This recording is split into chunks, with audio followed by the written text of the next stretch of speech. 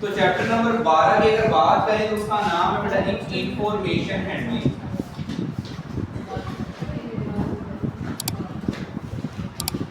इसके कांसेप्ट के बारे में बात नहीं करेंगे, डायरेक्ट चलेंगे सवाल कैसा पूछा जाएगा। सबसे पहले बात करेंगे एक्सरसाइज 12.1 से सवाल कैसा पूछा जाएगा।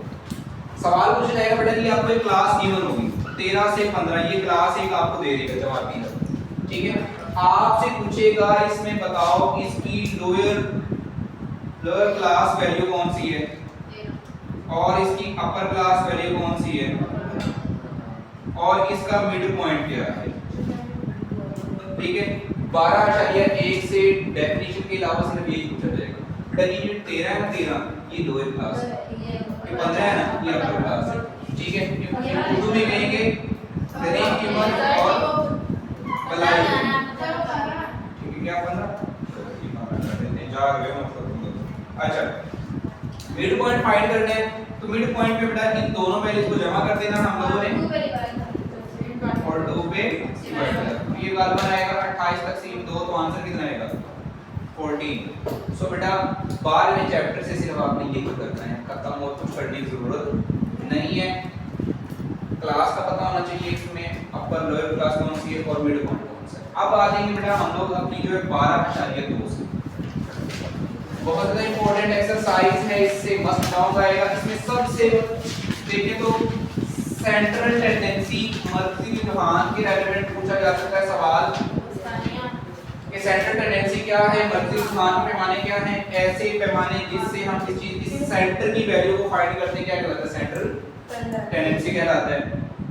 अब इसमें आपके कुछ पैमाने हैं, वो पैमाने कौन से हैं, एएम है, हिसाबी और अर्थमेटिक मीन।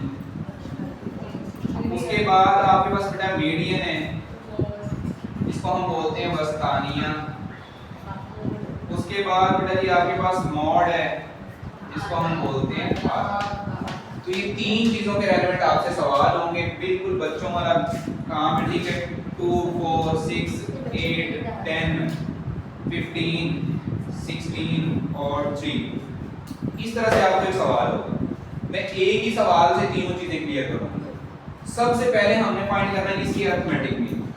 अर्थमेटिक मीन हिसाबी उसका फार्मूला होता है सिग्मा x ओवर n। इन तमाम वैल्यूज को बेटा आप कर लोगे जमा 3 जमा 15 जमा 2 जमा 4 जमा 6 जमा 8 जमा 10 जमा 16। काउंट करने कितने 1 2 3 4 5 6 7 8 पे कर देंगे डिवाइड, जो आंसर आएगा आपने वो लिख देना। ये हो गया हिसाबी अर्थमेटिक मीन, सिंपल सा काम है। अगर अर्थमेटिक मीन ऐसा सवाल सबको जमा करो जितनी तादाद इस पे डिवाइड करो। अगला काम है बेटा जी आपने इसमें मीडियन बताना है। क्या बताना है, मीडियन, इसको हम बोलते हैं बेटा वस्तानिया। वस्तानिया के अंदर सबसे पहला काम होता है बेटा जी इसको असेंबल करने, इसको अरेंज करने। तो लिखेंगे अरेंज इन असेंडिंग ऑर्डर, ठीक है। अरेंज इन असेंडिंग ऑर्डर करेंगे। सबसे छोटा देखो इसमें क्या है, फिर 3 4 6 8 10 15 16।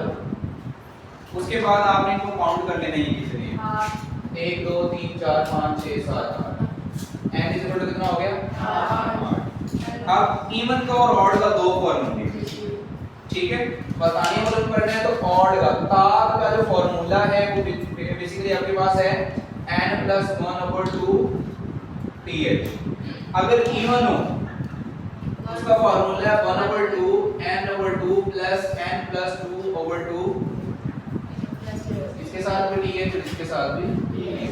सो इवन आया हमारा, ये वाला लगेगा कि ये वाला लगेगा, ये वाला लगेगा, ठीक है। लगाते हैं इसको वस्तानिया डायरेक्ट इंटीग्रेट करूंगा 1/2 ऐसे आ जाएगा मेरे पास। n कितना बेटा 8, n कितना 8/2 th। इसको सिंपलीफाई कर लो तो ये 4 th, 8 तो 10 10 तक से 2 करेंगे तो आ जाएगा 5 th। अब 4th है या 5th है, आप अपने सवाल में देखना चौथी रकम कौन सी है, 1 2 3 4 ये बस। और उसके बाद पांचवें को देनी क्या है 8 इन दोनों को जमा करेंगे तो आ जाएगा 14/2 तो कितना आएगा आंसर 7 ठीक है। अब जिसको कख नहीं आता वो क्या करे जिनको बिल्कुल फॉर्मूला आता ही नहीं वो क्या करे इधर से कांटे मारने शुरू करे एंड में कितने बचे 2 उन दोनों को जमा करके 2 पे तकसीम कर दो एक आध नंबर मिलते ठीक है। अगर हाँ ये उसके लिए जिसको बिल्कुल ही आइडिया ही कोई नहीं है ये क्या कुछ करना है तो ये सिंपल सा काम कर सकते हैं असेंबल करके कांटे वाले जो सेंटर बचेगा उसका जवाब दें एक दो नंबर मिल जाएगा। लास्ट कांसेप्ट बचा डली मॉड आधा सवाल में सबसे ज्यादा आने वाली रकम इसमें देखिए सबसे ज्यादा क्या है कुछ भी नहीं तो इसका आधा क्या होगा कोई आधा नहीं कोई आधा नहीं क्योंकि इसके अंदर कोई भी चीज एक से ज्यादा दफा रिपीट नहीं हुई तो